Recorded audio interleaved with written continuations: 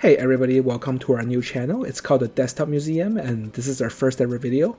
Our plan for this channel is to show you some of the cool collectibles and home decorations that we've picked up throughout the years, whether it's through our travels or maybe it's an artist that we really like. We're just super excited to share them with you all. For today's video, we're going to be showing you a set of globes, and the first one is the Pumpkin by Kusama Yayoi. This one I've picked up during my last trip to Japan. For those of you who may not be familiar with Kusama, she is one of the most recognizable and influential Japanese artists in the last century, and she is currently 91 years old. The pumpkin is one of Kusama's most famous motifs, and she's used it in countless artworks and sculptures all throughout her career. When Kusama was young, her family owned a farm in rural Japan where they grew a type of Japanese squash. She started drawing them from a young age, citing that these vegetables had a human-like characteristic, and eventually they evolved into the polka dot pumpkin that Kusama is famous for today. The other globe that I'm going to show you in this set is called Yayoi, which is supposed to be Kusama Yayoi herself. This one is based on one of her most famous works called The Narcissus Garden. In 1966, during an exhibit, Kusama was dressed up in a golden kimono and presented people with 1,500 mirrored balls. The mirrored balls reflected people's own face back at them, and it was a way for people to confront their own ego and vanity. This iconic scene is what this globe tries to recreate. The only difference is that originally Kusama was dressed up in a golden kimono, but here she has been crafted with red hair and a red polka dot gown, which is a reflection of how Kusama likes to dress up nowadays, and it's more of a modern look for her. Anyways, without further ado, here's a quick unboxing of the pumpkin globe. The globe comes in a glossy white box, which is kind of a good thing because if you're giving it as a present, then people really can't tell what it is from the outside. And inside the box, there is another black box instead of a plastic wrap. So we're just going to pull that off. And here we go. The black box has a little bit of a texture to it, and it's in a matte black finish, so it feels pretty premium. And here you can see the words Pumpkin Yayoi Kusama painted in silver letters in the front.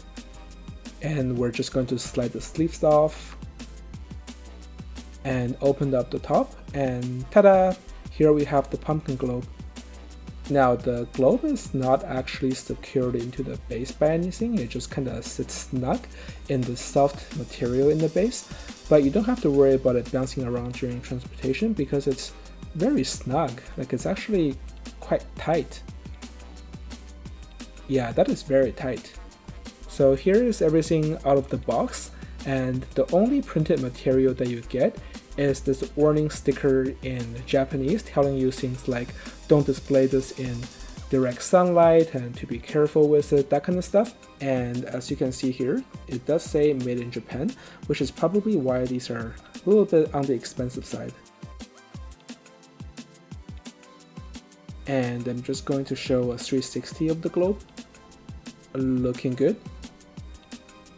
The pumpkin sits at a little bit of an elevation, and I'm not sure if you can see it on the video, but because of the way that light reflects off the sphere, it actually creates a golden background at the back of the globe. It looks really nice in person.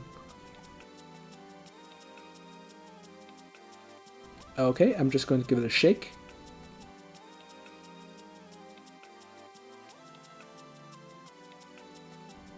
And again. I'm not sure what material they used, but this gold dust looks really nice and they put a lot of it in here. It's nice to see it falling off the side of the pumpkin. And one last time. That looks really nice. I feel like I'm lost in pumpkin land. Now the Yayoi Globe's box is exactly the same as the pumpkin, so I'm not going to show it again. Now these two globes are often shown together as a set in promotional pictures, and I have to say that in person they look really good together. The yellow and the red really complement each other. Here is a 360 of Yayoi, but if you look very carefully, I think you can see that there's a problem with this globe. Do you see it? There are quite a bit of dust floaters trapped in the globe. I have no idea how they got in here, and they're not in the pumpkin globe, but they are pretty noticeable.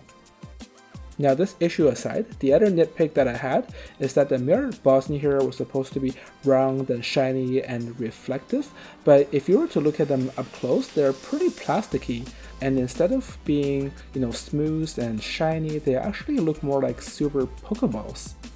And this is a little bit disappointing to me because I think the globe can look a lot better if the balls were more reflective and less plasticky. Okay, I'm going to give the globe a shake, and you can really see the floaters in here. It's pretty yucky. Yayoi herself is definitely the highlight here. She's pretty adorable, but the floaters are just a big distraction. This globe I did not buy in Japan. I bought separately from the Museum of Modern Art's online store, and after contacting their customer service team, they took a look and they said that this was a defect and provided me with a full refund for the globe.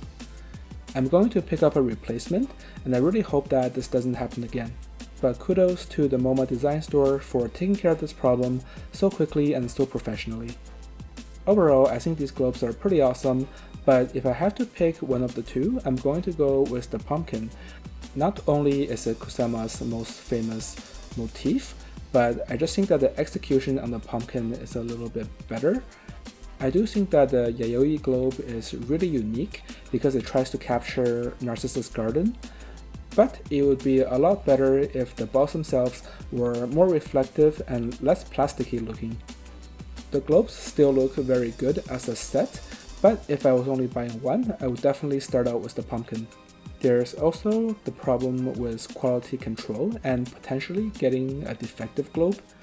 These globes are not cheap, they're about $180 each, so you definitely want to be buying them from a reputable seller in case something happens. If you're from North America, or if you don't mind paying a little bit extra for shipping, the MoMA design store is a great place to pick these up. They have really good customer service, and I never had a problem buying anything from them.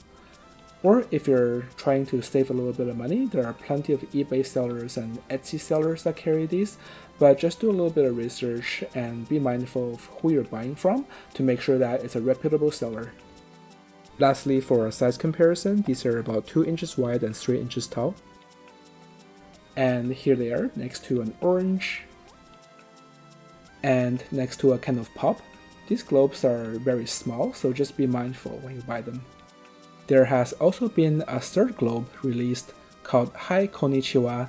This one is based on one of Kusama's art books by the same name. I will probably be picking this one up in the future and doing a video on it. Anyways, I hope everybody enjoyed our video. It was a lot of fun to make. We have a lot more videos to come covering some really interesting items, so please like, comment, and subscribe to our channel for more to come. Thank you for watching and staying with us till the end. See you next time at the Desktop Museum.